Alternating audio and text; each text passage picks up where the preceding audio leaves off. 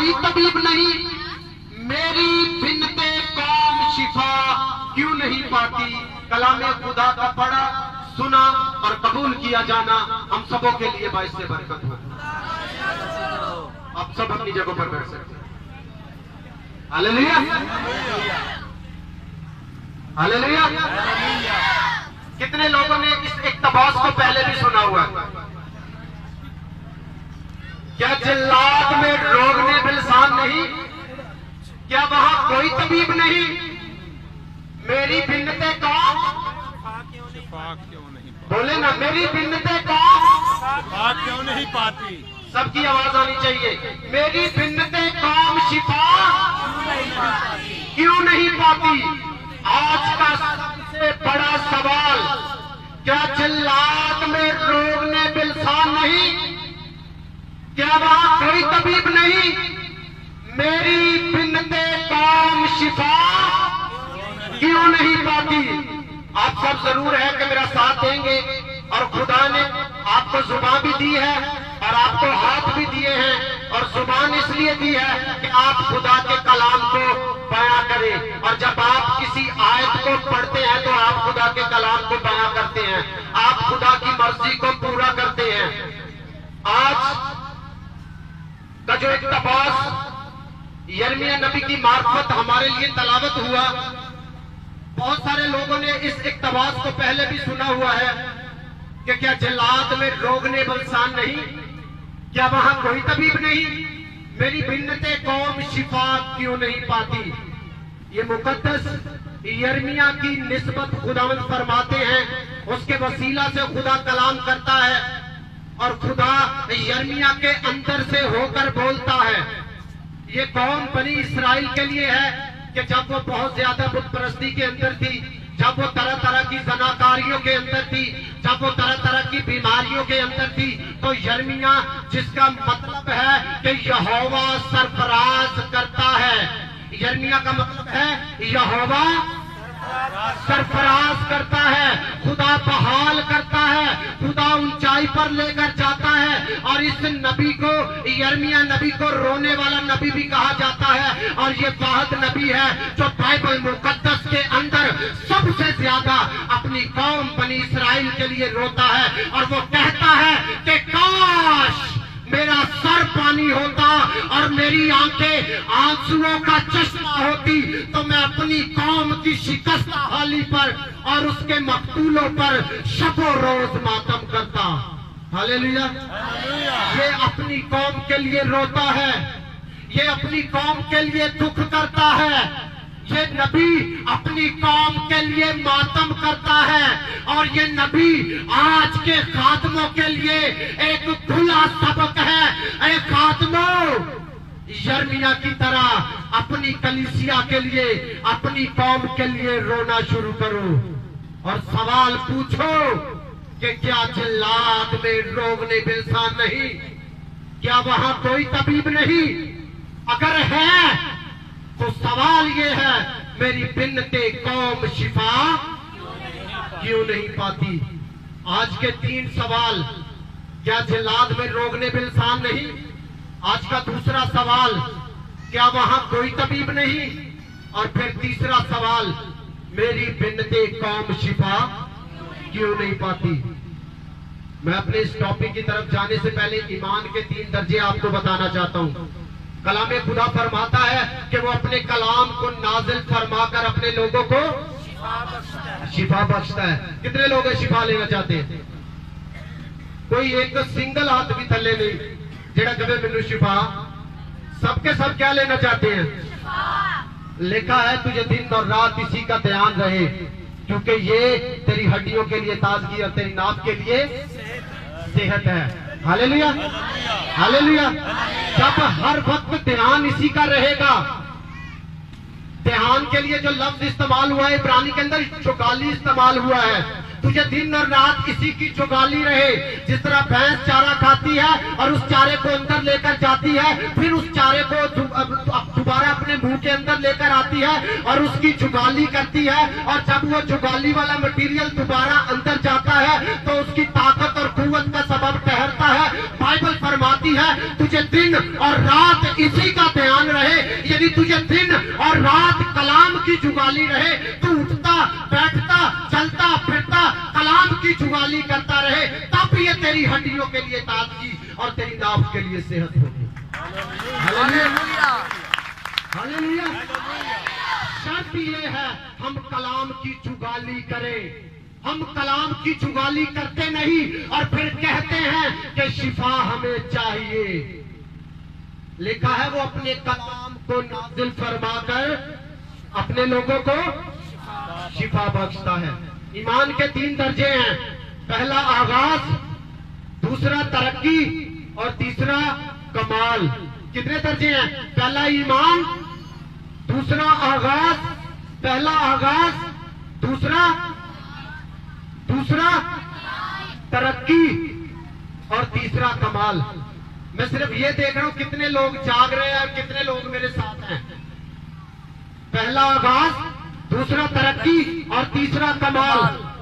आज आपने ईमान के पहले दर्जे को पूरा किया है, अब कलाम आपसे किया जा रहा है। ये ईमान का दूसरा दर्जा तरक्की है और इस कलाम की जुगाली कीजिए तो ये कलाम आपके लिए शिफा ठहरेगा। कमाल आपकी जिंदगी में ईमान का तीसरा दर्जा पूरा हो जाएगा। हालेलुया। जब कनानी औरत यीशु मसीह की तरफ जाती है, अब कनानियों का और यहूदियों का कोई मेल जोल नहीं, लेकिन जब वो कनानी औरत अपनी बेटी की शिफा के लिए मेरे आका यीशु के कदमों की तरफ जाती है, तो उसने सबसे पहला काम जो किया था वो ये किया था कि वो अपने घर से निकली और उसने अपने कदम यीशु की तरफ बढ़ाए और उसने अपना आगाज किया। उसने ईमान के पहले दर्जे को पूरा किया, उसने आगाज किया। और जब वो आका के पास जाती है, जब वो मालिक के पास जाती है, जब वो यीशु के पास जाती है, तो उसके पास रोती है, गिड़गिड़ाती है, आंसू बहाती है कि खुदावंद मेरी बेटी को बदरू सताती है, उसे चंगा कर दे।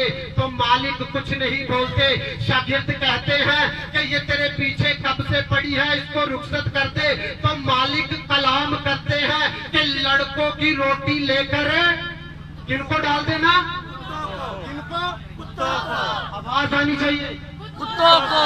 लड़कों की रोटी लेकर मालिक कलाम करते हैं। उस औरत से औरत ने आगाज किया और यीशु मसीह की तरफ आई और मालिक ने कलाम किया, यानी ईमान का दूसरा दर्जा तरक्की की, उसके साथ कलाम हुआ और उसने कहा कि लड़कों की रोटी लेकर कुत्तों को डाल देना रवा नहीं।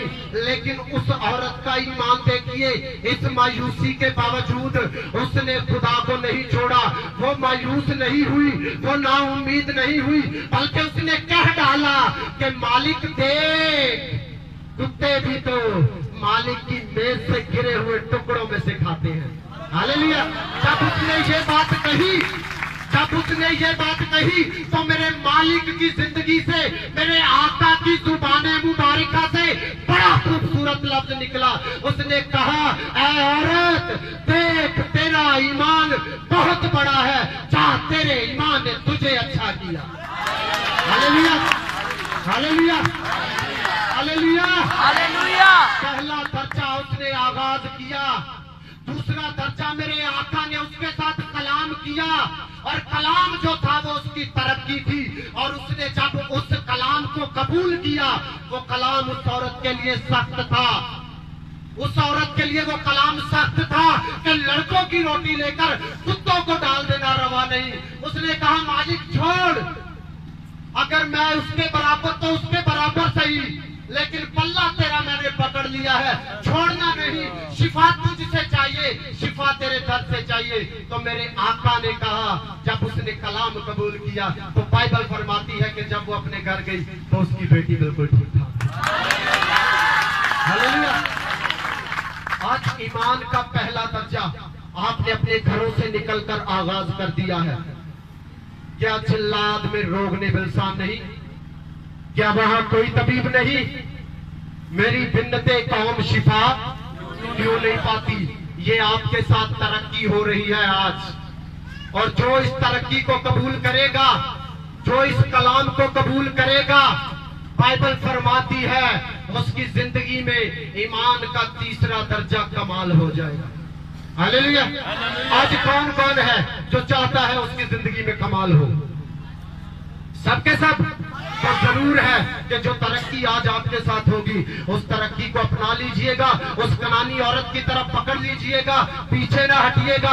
तो मालिक फरमाएगा, जा बेटी तुझे तेरे ईमान ने, जा बेटा तुझे तेरे ईमान ने अच्छा किया।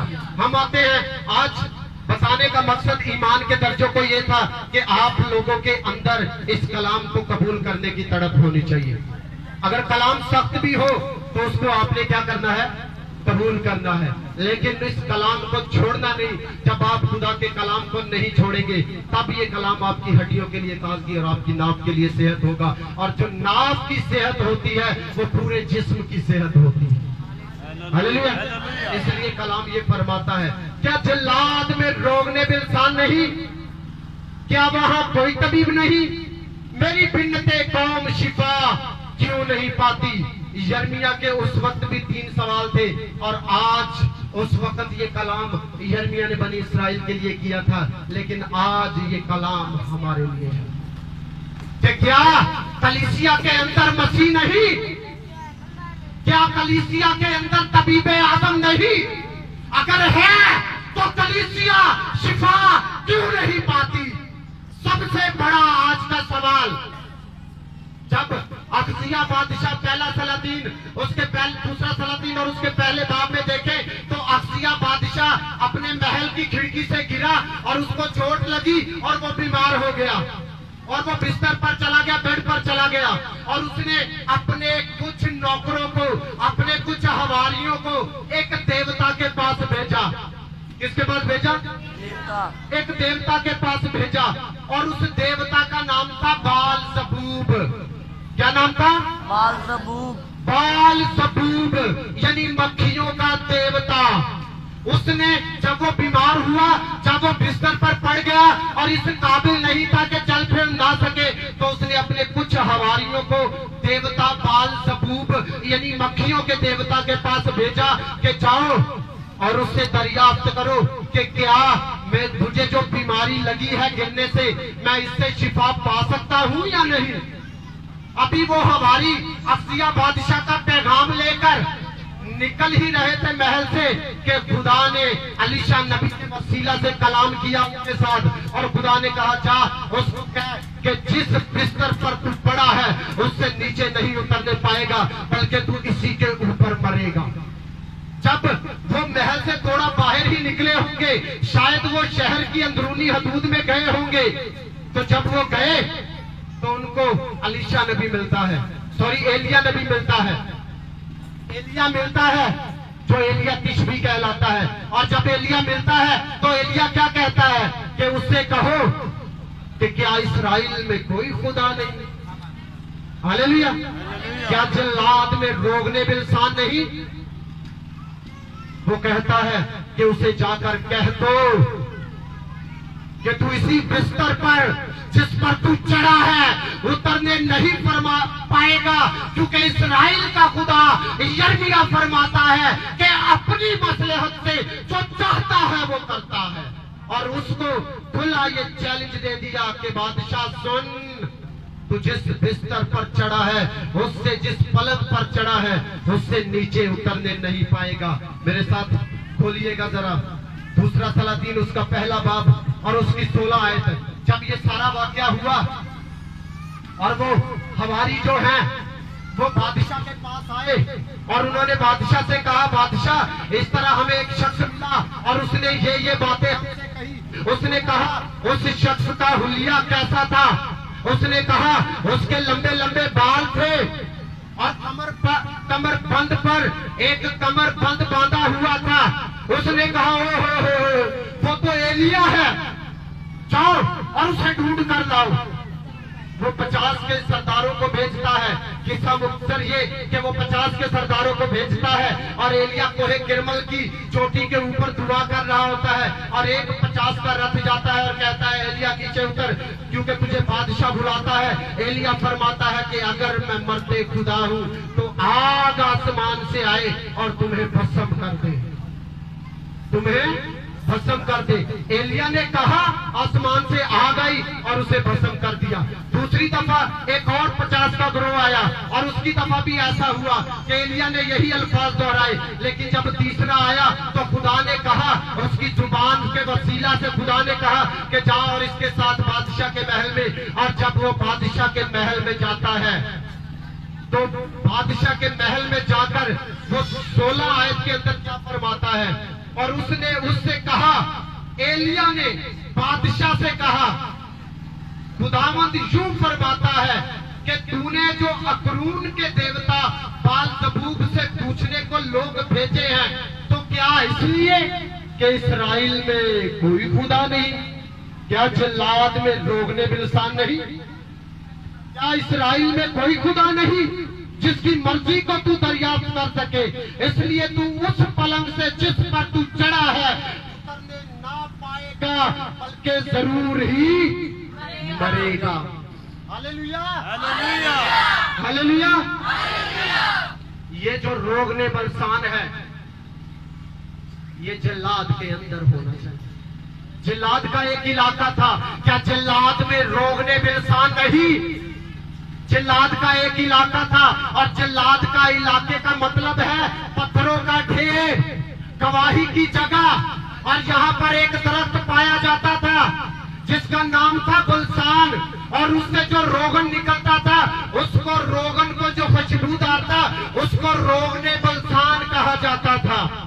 और ये जो बलसान का दरख्त था, ये एक झाड़ीदार दरख्त है, और इस दरख्त में ये किया जाता है कि ये दरख्त लगा हुआ है, या तो इसकी टहनी को तोड़कर इसमें से रोगन निकाला जाता है, या इसके पत्तों को तोड़कर उसमें से रोगन निकाला जाता है, या उस दरख्त के अंदर किसी चीज को इस तरह घोंप दिया जाता है और उससे जो रोगन निकलता है उसे रोगने बलसान कहते हैं। और रोगने बलसान बेशुमार बीमारियों की जड़ था, बेशुमार बीमारियों से शिफा का काम करता था। क्या हुआ कि रोगने बलसान यहाँ तक कि बेउलादी की तासीरों को खत्म करने के लिए इस्तेमाल किया जाता था। रोगने बलसान अगर जिस्म के किसी हिस्से पर दर्द हो रहा होता तो उसको रब करे तो उससे रोगने बलसान के वसीला से वो दर्द सारा दूर हो जाता। यानी रोगने बलसान के पास मुहक्कक मुदस्सर ये कहते हैं, तफसीर करने वाले ये कहते हैं, और डॉक्टराइन ये कहती है कि उसके पास हर मर्ज का इलाज था, लेकिन रोगने बलसान के पास फक्त मौत का इलाज नहीं था। लेकिन मसीहियों, उस रोगने बलसान के पास सारी बीमारियों का इलाज था, लेकिन एक मौत का इलाज नहीं था। लेकिन आज मैं जिस रोगने बलसान के बारे में आपको बताने आया हूँ, उस रोगने बलसान का नाम जिंदा खुदा का बेटा Yeshu Masih. Hallelujah, hallelujah, hallelujah. उस रोगने बलसान का नाम जिंदा खुदा का बेटा यीशु मसीह है, क्योंकि उसने कहा, रोगने बलसान किससे निकलता था? दरख्त से। किससे निकलता था? दरख्त से। दरख्त से, क्योंकि उसके अंदर किसी चीज को घोंपा जाता। और मेरे आका ने फरमाया, अंगूर का हकीकी दरख्त मैं हूँ। फिर उस दरख्त पे, जब वो दरख्त अंगूर का हकीकी दरख्त यीशु मसीह सलीब पर था, तो उसकी पसली के अंदर भाला मारा गया, और उस भाले से जो निकला वो रोगने बलसान मेरी और आपकी निजात का सबब है। Hallelujah, hallelujah. ये रोगने बलसान है जो कुदरत का, जो शिफा का काम करता है। क्या जल्लाद में रोगने बलसान नहीं? क्या वहां कोई तबीब नहीं? अगर है तो मेरी बिन्नते कौम शिफा क्यों नहीं पाती? ये वो रोगने बलसान है कि जिसको कोई छू भी ले तो वो शिफा पा जाता है। हालेलुया। उस रोगने बलसान के पास हमेशा की जिंदगी नहीं थी, लेकिन इस रोगने बलसान के पास हमेशा की जिंदगी थी। उस रोगने बलसान के पास आपके गुनाहों की शिफा नहीं थी, लेकिन इस रोगने बलसान के पास आपके रूहानी और जिस्मानी गुनाहों की शिफा थी।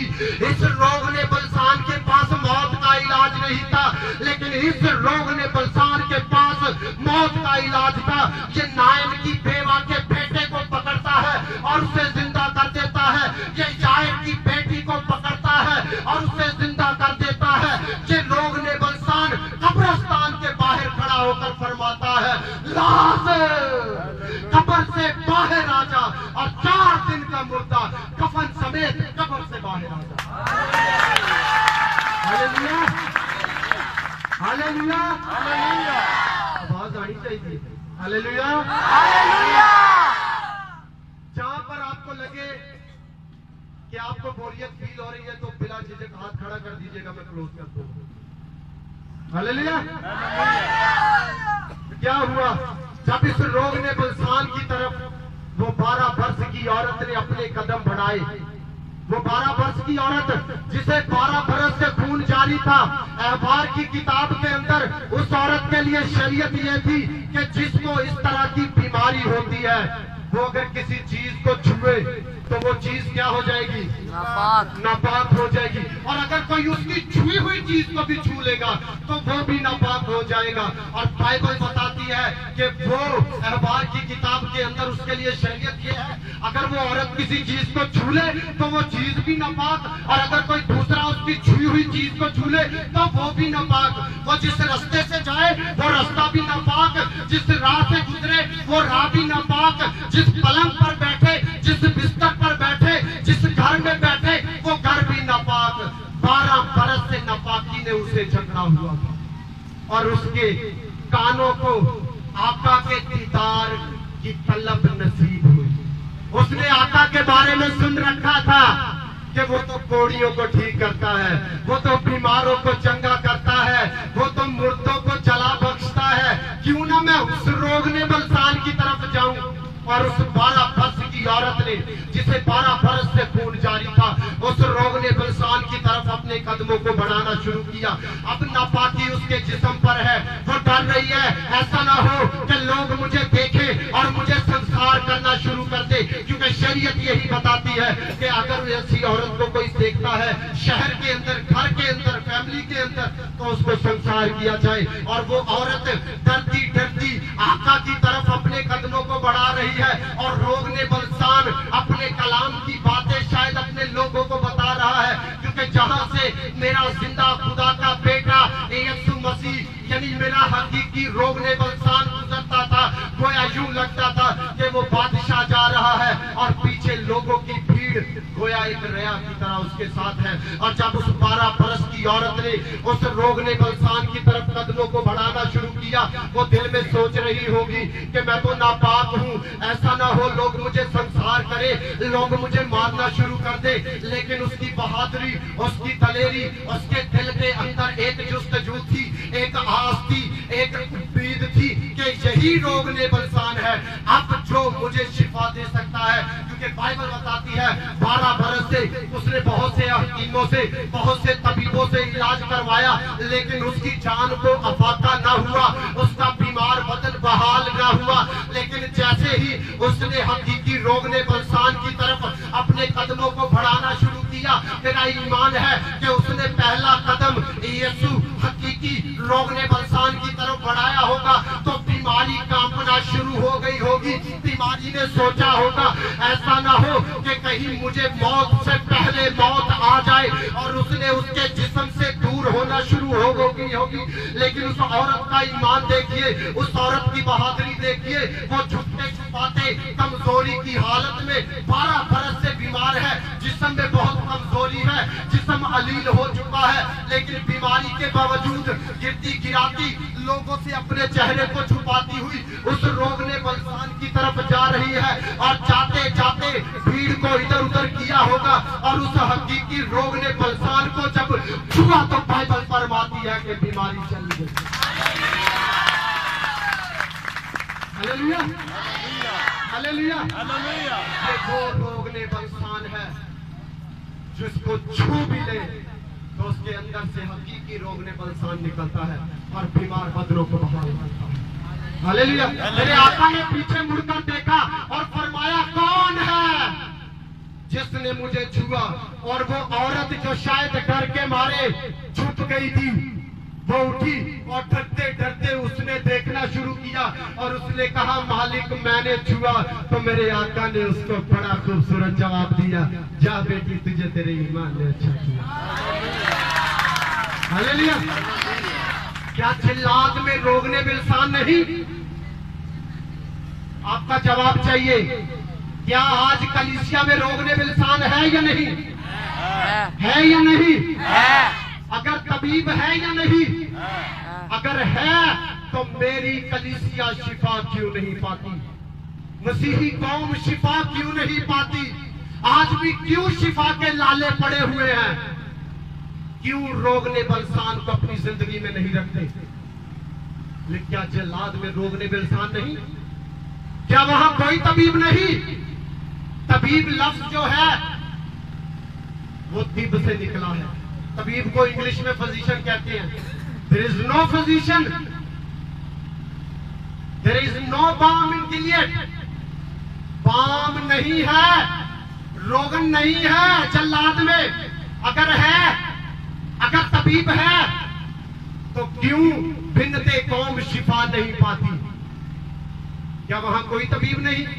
लेकिन ये तबीब जो हकीकी तबीब है और जिसके बारे में लिखा है कि वो तबीब आजम है, और लफ्ज तबीब जो है वो तिब से निकला है, और तिब का मतलब है कुतबी जुबान का लफ्ज है, और इसका मतलब है हैरान करने वाला, जादू करने वाला। और मेरा आका जो तबीब आजम है, जो तबीबों का तबीब है, जो फिजिशियनों का फिजिशियन है, जब वो एक जगह पर होते हैं तो वहां उन्हें एक जन्म का अंधा नजर आता है, और शागिर्द पूछते हैं, आका यीशु नासरी, क्या ये जन्म का अंधा जो पैदा हुआ है इसका माँ बाप का गुनाह था या किसी और का गुनाह था? तो मेरा यीशु फरमाता है, ना इसने गुनाह किया ना इसके माँ बाप ने गुनाह किया, बल्कि ये इसलिए अंधा पैदा हुआ कि खुदा का जलाल जाहिर है। हालेलुया। ये वो तबीब है जो हैरान कर देता है।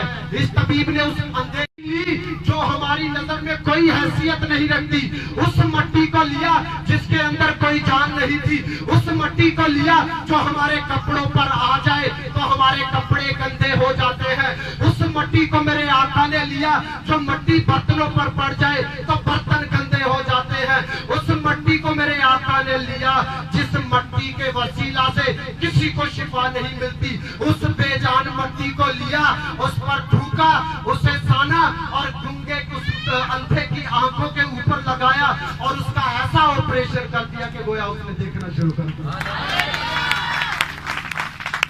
हालेलुया। ओवर हो गया? ठीक है जी, टाइम ओवर हो गया। मैं अब 5 से 7 मिनट में इसको क्लोज करने की कोशिश करूंगा। तो हकीकी रोगने बलसान ये है। क्या जिल्लाद में रोगने बिलसान नहीं? क्या वहां कोई तबीब नहीं? मेरी भिन्नते कौम शिफा क्यों नहीं पाती? सो मसीहियों, question is this, how can we get the palm of Jesus?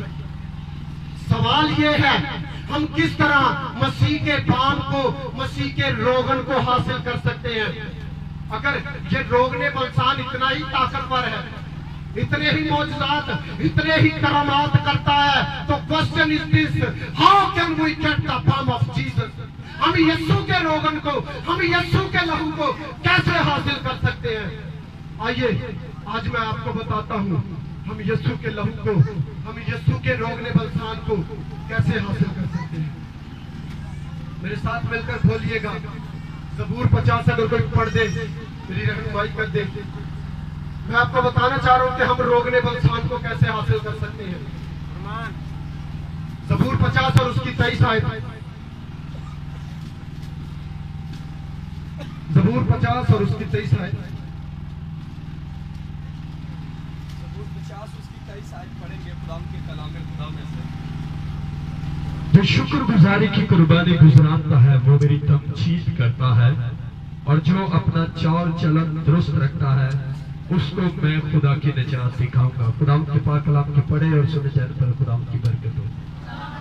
Hallelujah, hallelujah.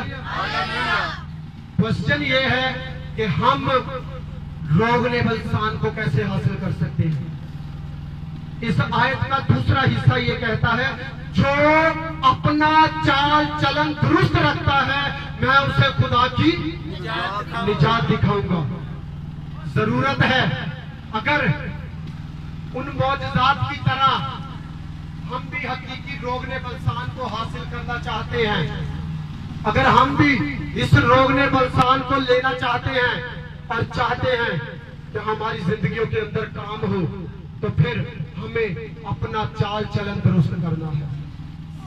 हमें अपना चाल चलन दुरुस्त करना है, हमें अपना पहनावा भी दुरुस्त करना है, जो आज की सबसे बड़ी एक अबलीस की आजमाइश है, हमारा पहनावा। चाल चलन में आपका पहनावा भी आता है, आपका लिबास भी आता है। मेरी बहनें और मेरे भाई सुने इस बात को, जो अपना चाल चलन दुरुस्त रखता है मैं उसे खुदा की निजात दिखाऊंगा। अगर आप अपना पहनावा दुरुस्त रखेंगे तो खुदा जरूर है कि आपको अपनी निजात दिखाएगा। आप क्या है? खुदा की हैकल। तुम खुदा का मकदीस हो, तुम खुदा का मकदीस हो और खुदा का रूह तुम में बसा हुआ है। एक ये हैकल है, इस हैकल के अंदर हम सूअर को ज़बह कर सकते हैं, इस हैकल के अंदर हम बेहयाई कर सकते हैं, इस हैकल के अंदर हम झूठ बोल सकते हैं, इस हैकल के अंदर हम शराब पी सकते हैं। तो फिर क्यों ये हैकल जिसे उसने कहा तुम खुदा का मकदीस हो, इस मकदीस को हम बुरा लिबास पहनाते हैं। हमारी गैरत इस हैकल के लिए तो है। ये जो खुदा की हैकल है, जिसके अंदर खुदा रहता है, इस हैकल को क्यों हम बुरा लिबास पहनाते हैं? इस हैकल को हम क्यों शराब पिलाते हैं? इस हैकल को हम क्यों डबल शाह के सूटे लगाते हैं? इस हैकल की तो हमें गैरत है, लेकिन ये जो हकीकी हैकल है, तुम खुदा का मकदीस हो और खुदा का रूह तुम में बसा हुआ है। इस हैकल को पाक करने की जरूरत है। लिखा है, मैं हाथ के बनाए हुए मंदिरों में नहीं रहता। इस हैकल को ये चाल चलन दुरुस्त रखने की जरूरत है। इस हैकल को तो हम बड़ा पेंट करते हैं, बड़ी अच्छी चादरें लगाते हैं, सब कुछ करते हैं, लेकिन ऐसा हैकल असी की करने वढ़ने कट लाने मैं उतना बड़ा प्यार करनी, मैं उसे मर जाना। ये चाल चलन मसीहियों गलत है, नौजवानों गलत है। इस हैकल की हिफाजत करें। ये हैकल आपकी हिफाजत के लिए है। अगर ये हैकल का चाल चलन दुरुस्त कर लेंगे तो खुदा वादा करता है कि मैं उनको खुदा की निजात दिखाऊंगा। क्या जल्लाद में रोगने बलसान है या नहीं? क्या यहाँ कोई तबीब नहीं है? फिर सवाल ये है, मेरी बिल्लते कौम शिफा क्यों नहीं पाती? जरूरत है इस हकीकी कलाम को, इस हकीकी बातों को अपनी जिंदगी में ले लीजिए, तो खुदावंद आपकी जिंदगियों में बड़े बड़े काम करेगा। तो खुदावंद आप सबको इस कलाम के वसीला से बरकत बख्शे।